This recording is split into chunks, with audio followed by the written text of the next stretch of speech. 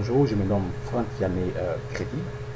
Une fois encore, je suis avec vous pour l'installation d'Oracle 11G R2 sur Red Hat 5.4 ou bien, si vous le voulez, 11G Release 2. Donc, veuillez m'excuser si vous trouvez certains mots en anglais au cours de cette vidéo. Le matériel que j'utilise est en anglais, mais j'ai fait l'effort de pouvoir traduire ce que je peux en français pour pouvoir aider ceux qui veulent installer Oracle 11G sur Red Hat. Donc c'est aussi simple l'installation, et à partir de cette vidéo, je suppose que vous avez déjà configuré votre système pour pouvoir installer Oracle sur Red Hat.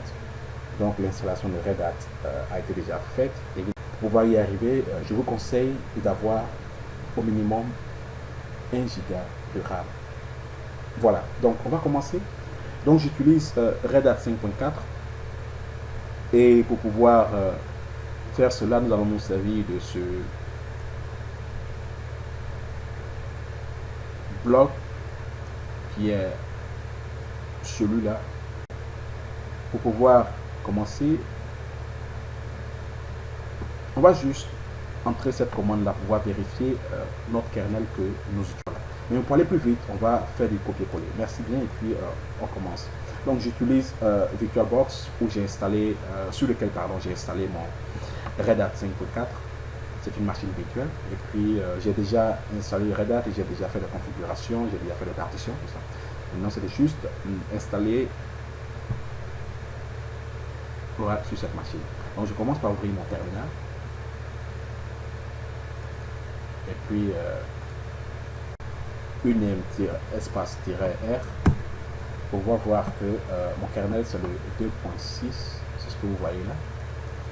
Donc continuons. On va maintenant vérifier les paquets qu'il faut installer pour pouvoir installer Oracle sur Red Hat. Et pour cela, il faut que vous puissiez mettre votre CD de Red Hat dans votre lecteur CD et installer les paquets. Voilà, donc je vais rentrer sur mon CD et puis essayer de pouvoir faire cela.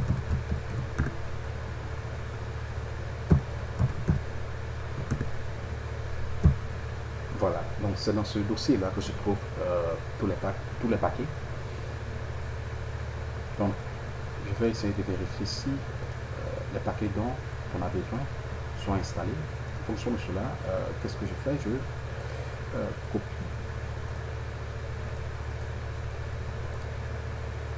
Je fais coller, je dois vérifier. Voilà.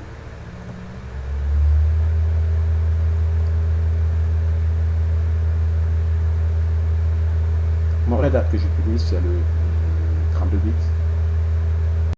Suivant.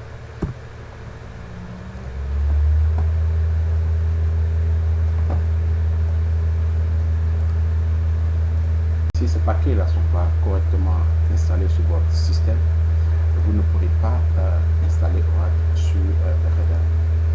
Parce qu'Oracle a besoin de ces paquets-là pour pouvoir s'installer. Et c'est ce que nous faisons actuellement. J'installe les paquets, et ce que je peux faire, je peux juste copier aussi tout cela, puis coller.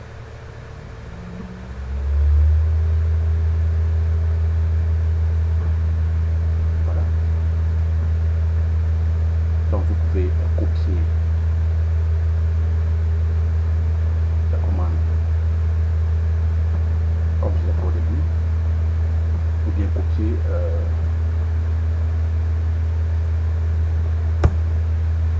en groupe, et puis coller cela sur votre terminal. Voilà, une fois que c'est terminé, maintenant les paquets sont installés. Qu'est-ce qu'on fait? On va juste maintenant commencer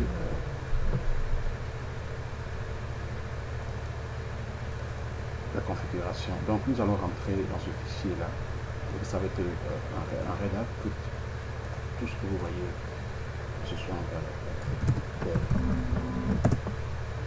fichiers, donc correspondants,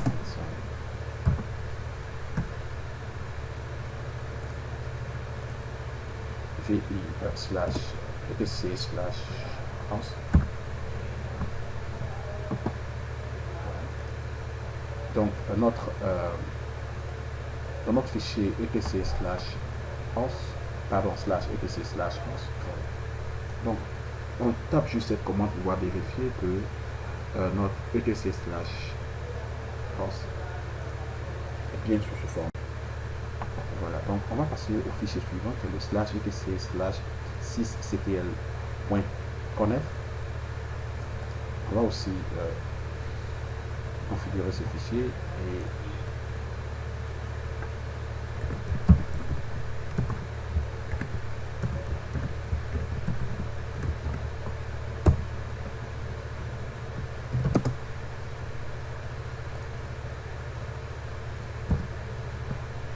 voilà, et on va copier simplement ça pour pouvoir le mettre dans le fichier.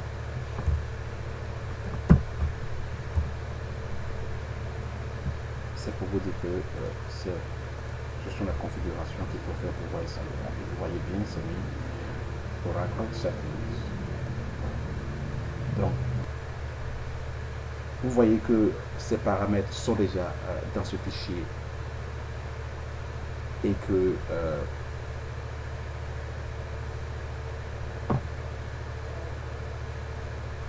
l'ancien paramètre a une valeur plus élevée que ce que vous voulez mettre. Vous n'avez pas besoin de le modifier. Donc, vous laissez carrément l'ancien paramètre qui était déjà dans le fichier. Donc, vous voyez bien ici, il y a celui-là qui se répète, le kernel.shmall qui se répète ici. Donc, je vérifie que et si, pardon, ce n'est pas aussi, n'a pas une valeur moins élevée que la valeur précédente. Il y a aussi celui-là aussi qui se répète. Voilà, donc je vais enlever ces deux paramètres.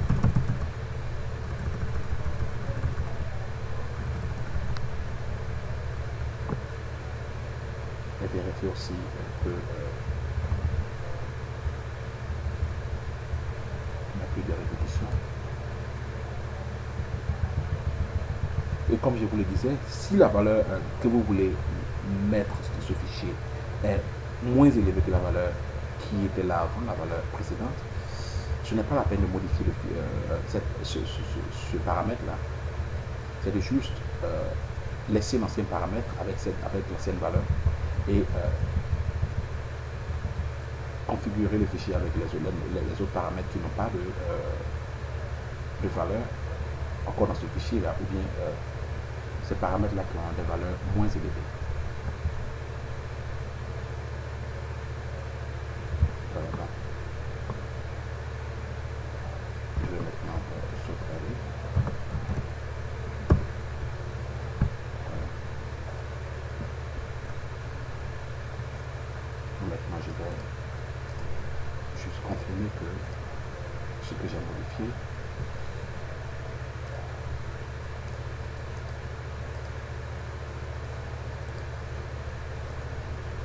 bien configuré. Donc on va continuer.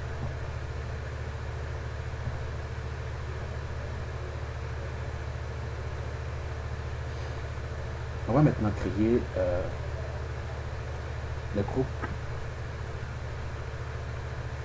pour notre utilisateur Oracle, l'utilisateur qu'on va pour installer le logiciel sur notre système. Donc,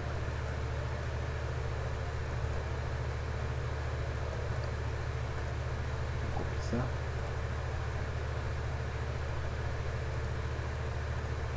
Je vais faire coller.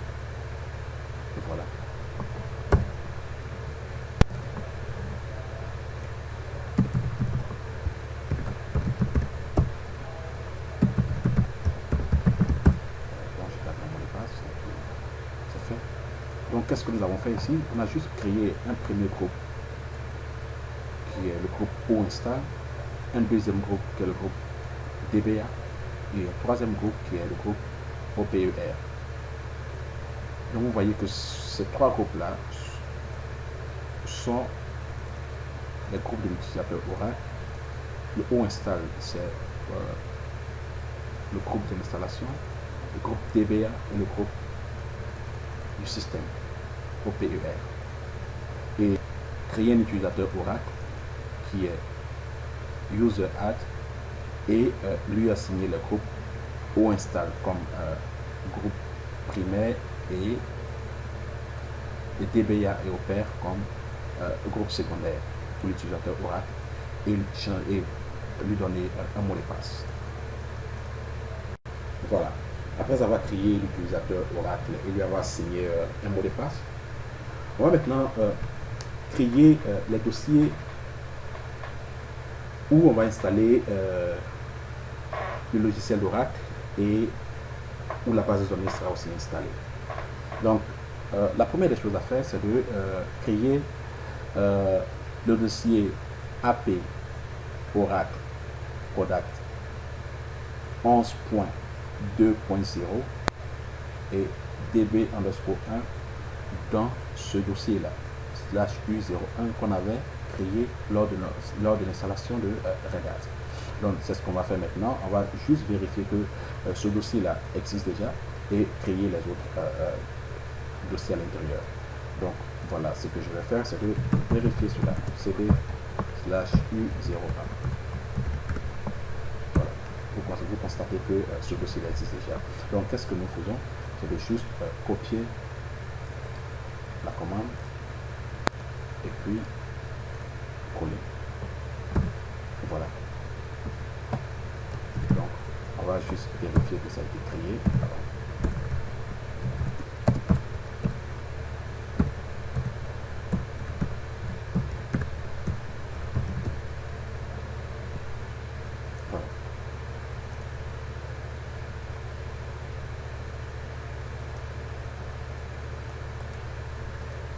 Maintenant, après,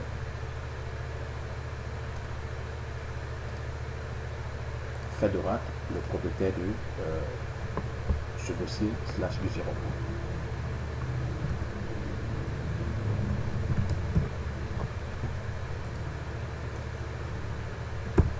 Voilà. Et maintenant, assigner la permission sur le dossier. Voilà, c'est fait. Donc, maintenant, on peut passer à l'autre configuration, c'est-à-dire configurer le fichier /etc/security/limit.connect.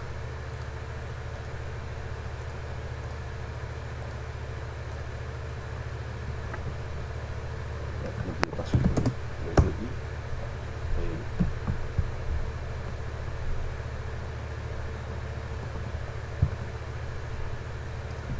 coller ce qu'il faut.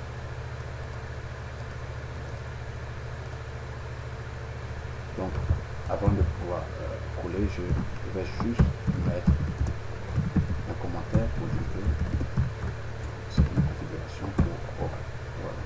J'ai mis Oracle Setting en anglais. Donc, vous pouvez mettre en français comme vous le voulez. J'ai collé ce que j'ai copié. Donc, je vais sauvegarder maintenant. Passe à l'étape suivante pour configurer ce fichier-là /etc/pam.d/login.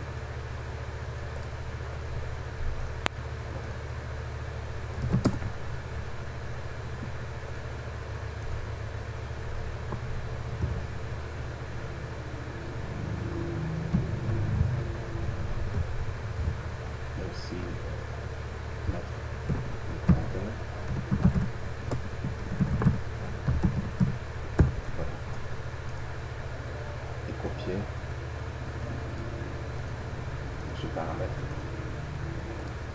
à l'intérieur.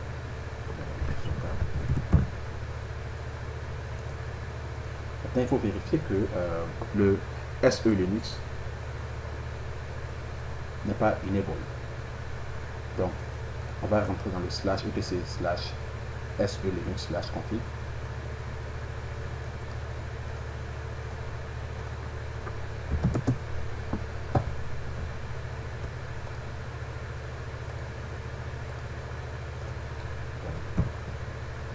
Vous voyez qu'ici c'est disable. Voilà, c'est ce qu'on veut. Une fois que c'est fait, il n'y a pas de problème, on peut juste fermer notre fichier.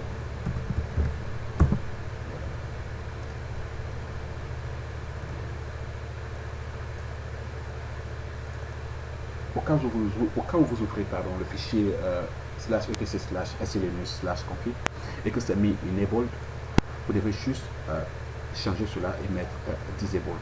C'est disable actuellement pour moi parce que lors de l'installation de Red Hat, j'ai juste disable le SE Linux.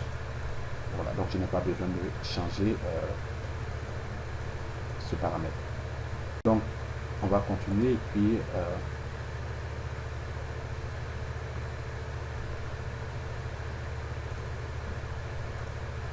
copier cette commande et puis la coller dans notre terminal pour pouvoir permettre à l'utilisateur Oracle de pouvoir exécuter la fenêtre d'installation. Voilà.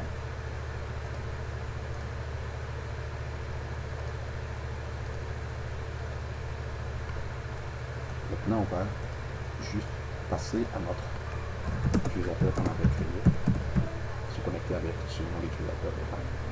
Voilà. Donc, je vais vérifier que nous sommes bien. Voilà. Donc, on va vérifier notre shell que nous utilisons. C'est la prochaine étape. Voilà, c'est le slash bin slash back.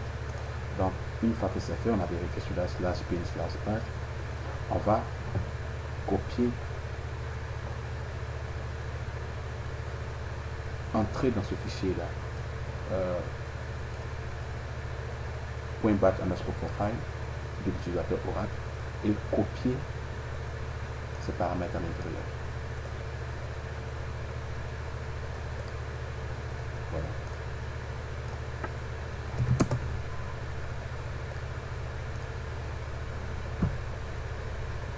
Une fois que c'est fait, je copie le paramètre. Je copie simplement.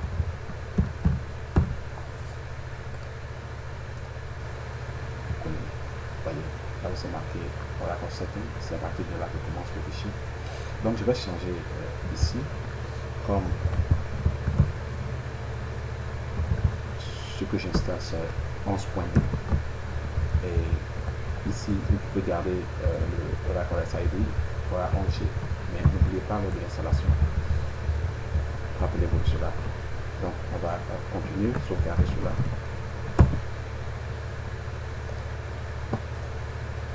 Une fois que c'est fait,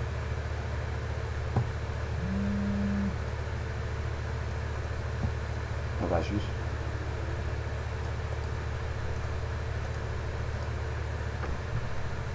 confirmer que la modification a été bien enregistrée. Maintenant, c'est de passer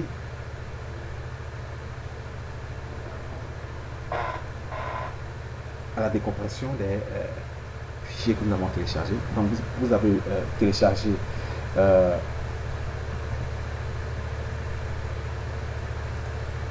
ces deux fichiers là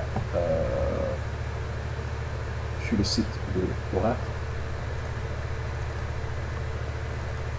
Voilà, ces deux fichiers là nous les avons téléchargés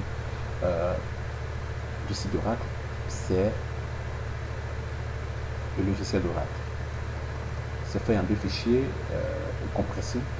Donc nous avons le premier qui est celui-là et le deuxième qui est celui-là. Qu'est-ce que nous allons faire? Nous allons décompresser ces deux fichiers-là pour les mettre dans le même dossier pour pouvoir faire l'installation. Donc ce que nous allons faire maintenant, c'est de juste rentrer, créer un dossier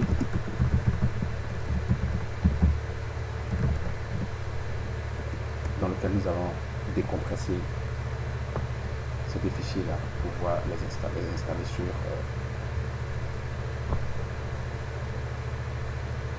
notre système. Donc je mets comme le fichier INS.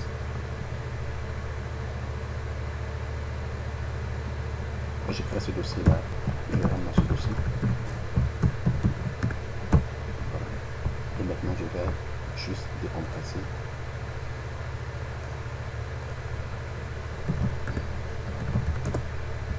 les deux fichiers. Donc je rentre sur le dossier dans lequel les fichiers ont été téléchargés.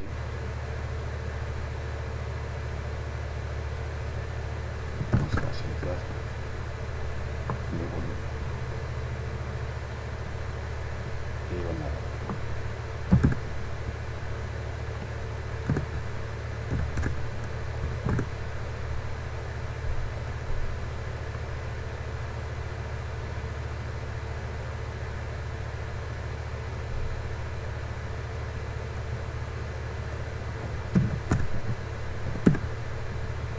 décompresser le premier fichier. Et après, on va décompresser le deuxième fichier. Mais il faut que cela soit décompressé dans le même dossier. Le fichier qu'on a créé. Donc on va patienter pour que la décompression soit terminée.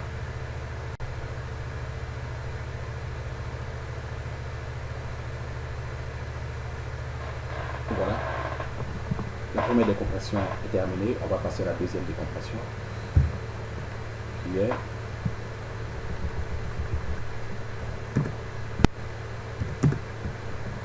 voilà. On va valider la commande.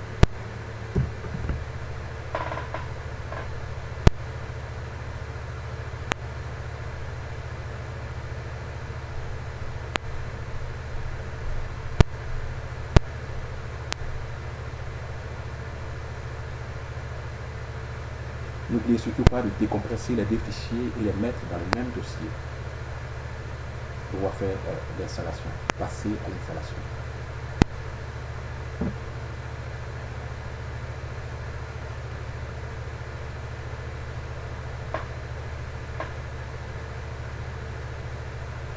Voilà. La deuxième décompression est terminée. Voilà, donc maintenant, après la décompression, on peut passer à l'installation de notre logiciel, qui est maintenant, il faut rentrer dans le dossier dans lequel nous avons décompressé les fichiers et rentrer dans le dossier nommé database. Une fois que c'est fait, on va juste démarrer le setup. Voilà. Voilà. Vous voyez que Oracle vérifie certaines choses. Le namespace, le swap space. Tout ça c'est fait lors de l'installation de Red Hat. Et Oracle vérifie tout cela avant de passer à la fenêtre d'installation d'Oracle. Et une fois que ces choses-là ne sont pas vérifiées, la fenêtre ne va pas apparaître. C'est mis ici, namespace, c'est en anglais, swap space, monitor. Oracle va vérifier toutes ces choses-là avant de pouvoir démarrer la fenêtre d'installation d'Oracle. Ça va apparaître d'un moment à l'autre. Le scripteur peut vérifier. S'il y a une erreur, ça va apparaître, vous allez voir. Et s'il n'y a pas d'erreur, vous allez voir la fenêtre d'installation. Donc c'est pour pouvoir voir cette petite fenêtre d'installation que nous avons fait toutes ces configurations-là. Ce sont les exigences d'Oracle. Voilà.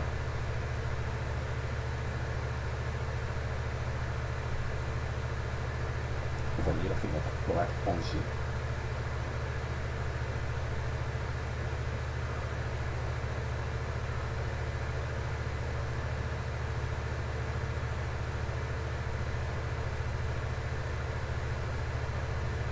Donc, on va commencer.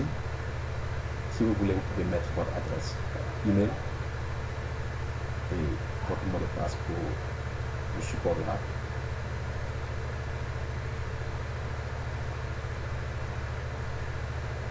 Donc, cette partie ne m'intéresse pas comme c'est une installation de maison.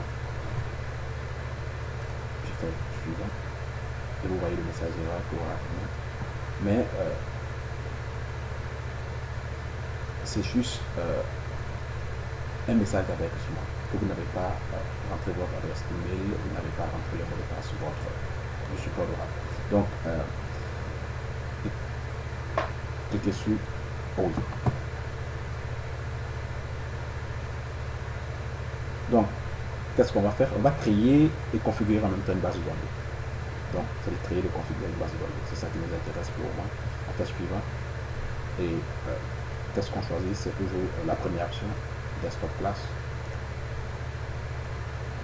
On fait suivant. Voilà, ici vous voyez que Oracle a déjà mis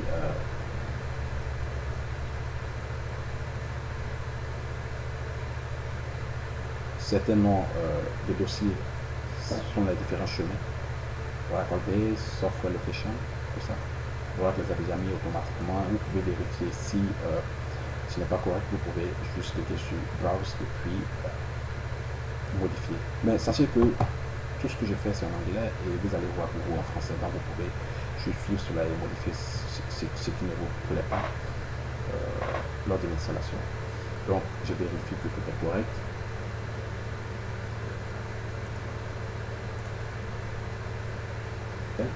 Vous pouvez changer et juste ajouter tout ça. Maintenant, un mot de passe, je mets mon mot de passe. Voilà. Après suivant.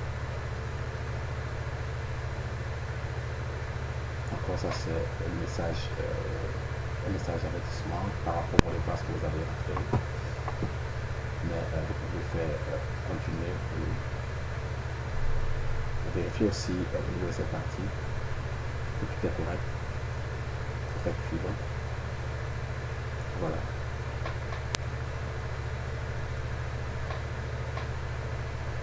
On va commencer la vérification. Tout ce que nous avons fait depuis le début, on va vérifier cela encore ici.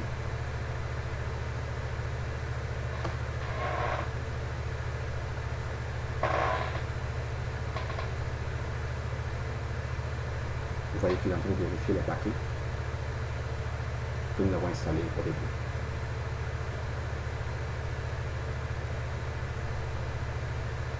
Voilà. Donc, on va, vous voyez qu'il a mis des messages au niveau des paramètres. Et ces paramètres-là sont ces paramètres que nous avons configurés ici. Donc, qu'est-ce que nous allons faire? On va juste se servir de notre logiciel pour pouvoir vérifier cela.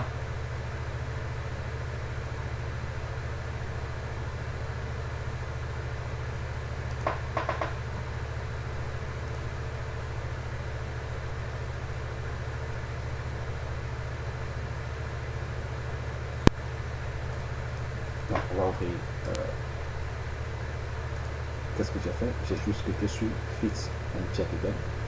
Donc, on va ouvrir un terminal, c'est ce que Oracle nous demande. Et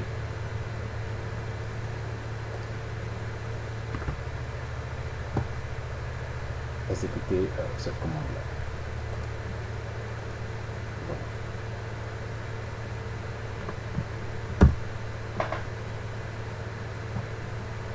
Voilà. Et une fois que c'est fait,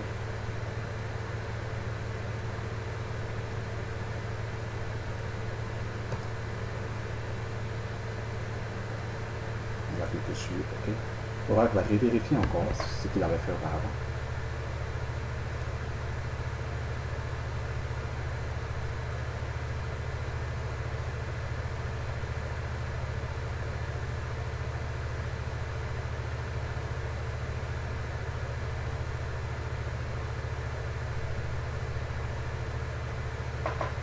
Vous voyez, message d'erreur qui était apparu ici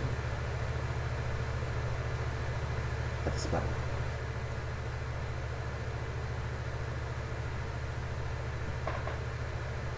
Donc vous voyez, il n'y a plus le même message d'erreur. Donc qu'est-ce qu'on fait? Celui-là,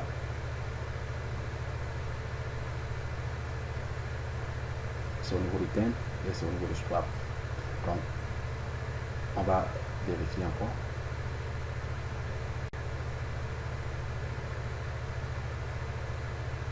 Voilà, donc qu'est-ce qu'on peut faire? Nous avons bien vu que lors de notre installation de Red Hat, on s'est bien assuré que le swap et le slash thème ont bien les espaces comme nous a demandé. Donc ce qu'on peut faire, on peut ignorer tout ça. Une fois qu'on clique sur ignorer, ça va ignorer tout ça et puis on clique sur suivre. Mais c'est pour ces deux messages d'erreur simplement que je vous demande de cliquer sur ignorer parce qu'on a déjà vérifié au niveau des espaces lors de l'installation de Red Hat que nos espaces étaient bien configurés. Donc on n'a pas besoin de pouvoir faire quelque chose d'autre encore, c'est de cliquer sur ignorer. Donc on vérifie et on clique sur finish. Maintenant l'installation commence.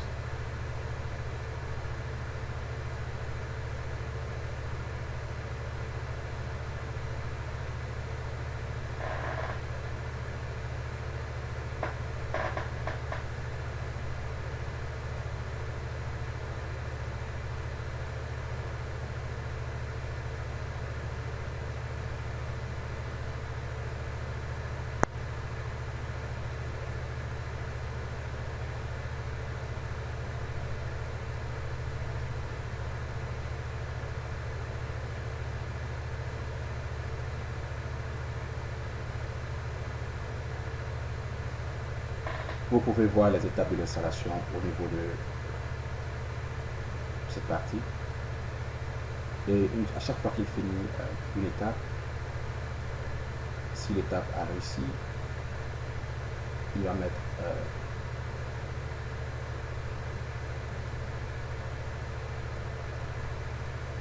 un point vert pour dire que ça réussit. Au fur et à mesure, ça va continuer. Vous allez voir, il va arriver à la dernière étape.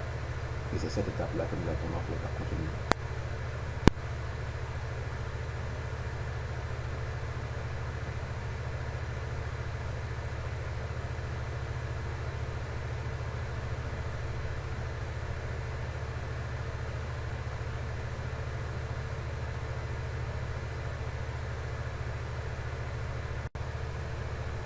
Voilà, notre installation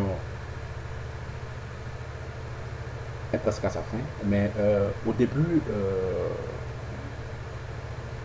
les options que Oracle nous donnait, on a choisi la première option qui nous demandait de installer le logiciel d'Oracle en même temps configurer une base de données.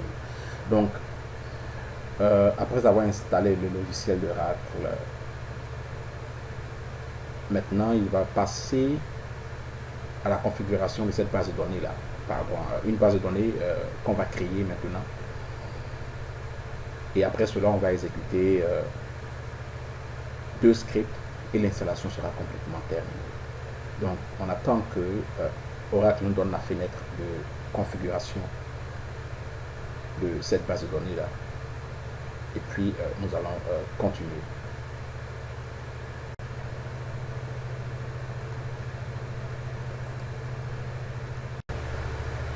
Voilà, donc nous sommes à la fin de la configuration de la base de données. Et Oracle affiche cette fenêtre quand il finit de configurer la base de données. Donc,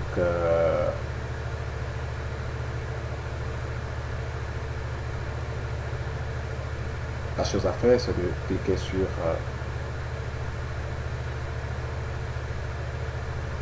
OK. Voilà. Et comme je vous l'ai dit, il nous demande de exécuter deux scripts à la fin lorsque nous sommes à la fin de l'installation. Donc, on va ouvrir un terminal pour pouvoir exécuter cela. Donc le premier script c'est celui-là et nous demande, ce qu'on nous demande c'est de se connecter en tant que root et exécuter ces deux scripts. Donc le premier script c'est celui-là, celui qu'on a mis là, et le deuxième script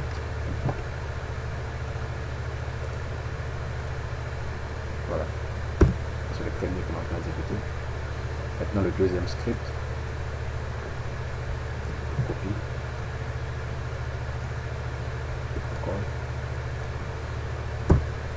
on fait entrer, voilà, et on tape entrée, c'est on choisit ce qui apparaît par défaut, donc on tape entrée et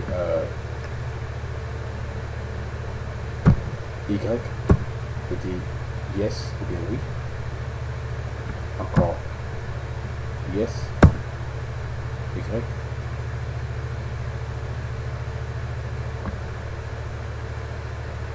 encore yes,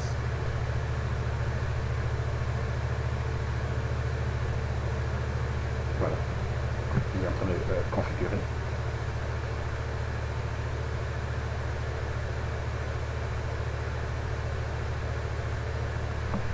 Donc je reprends ici. Le deuxième script c'est celui-là. Comme nous l'avons entré, il nous a demandé en premier lieu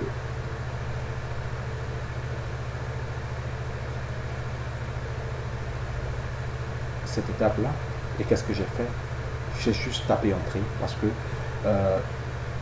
on choisit le chemin par défaut. Et après, la deuxième étape, c'est celle-là. Donc, j'ai juste tapé Y pour dire que j'accepte, oui. La troisième étape, c'est celle-là. J'ai juste tapé encore Y pour dire oui.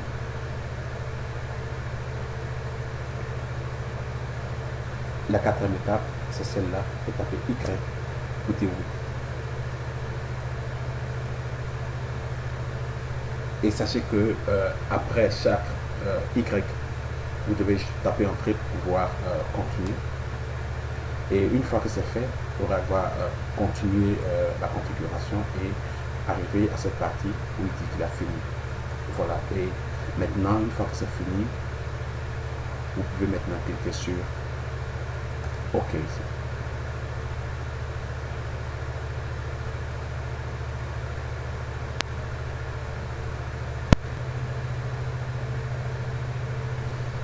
Voilà, la fin, il vous met ce message-là pour vous dire que l'installation a réussi. Et aussi le chemin pour accéder à Enterprise.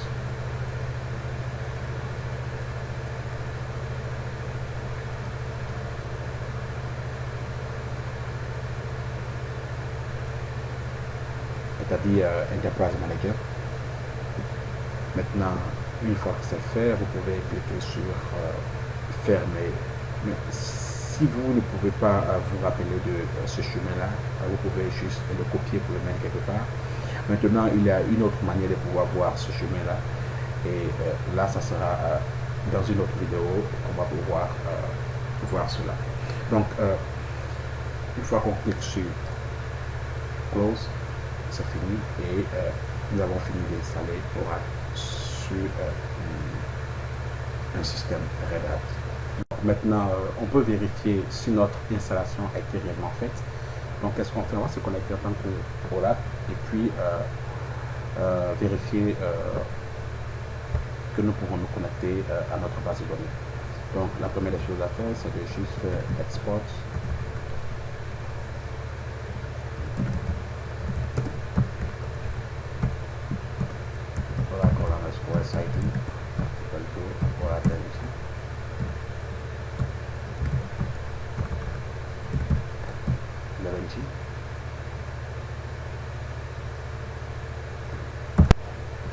Maintenant, SQL Plus 6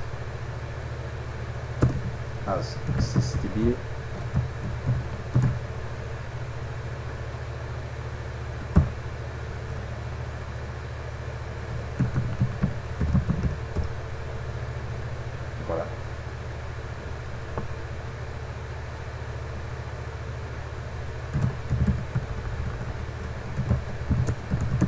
peut vérifier, on peut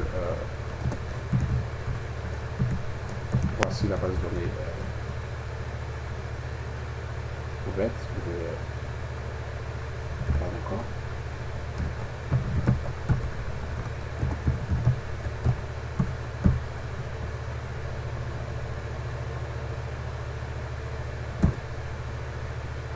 Voilà. On nous dit que la base de données est déjà ouverte. Donc, qu'est-ce qu'on peut faire maintenant? On va vérifier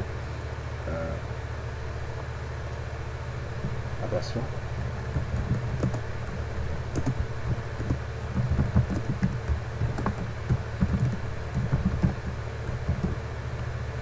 Voilà, vous voyez bien.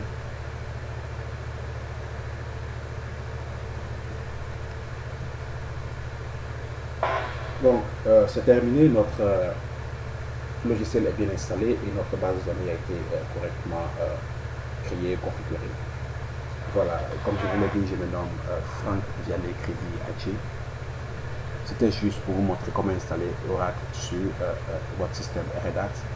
Et la version d'Oracle que j'ai installée, c'est Oracle 11G Release 2 ou bien 11G R2.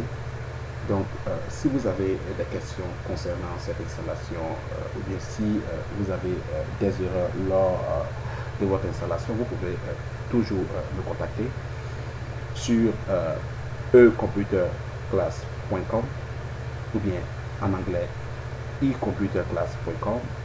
Et merci pour votre attention. Passez une bonne soirée. Au revoir.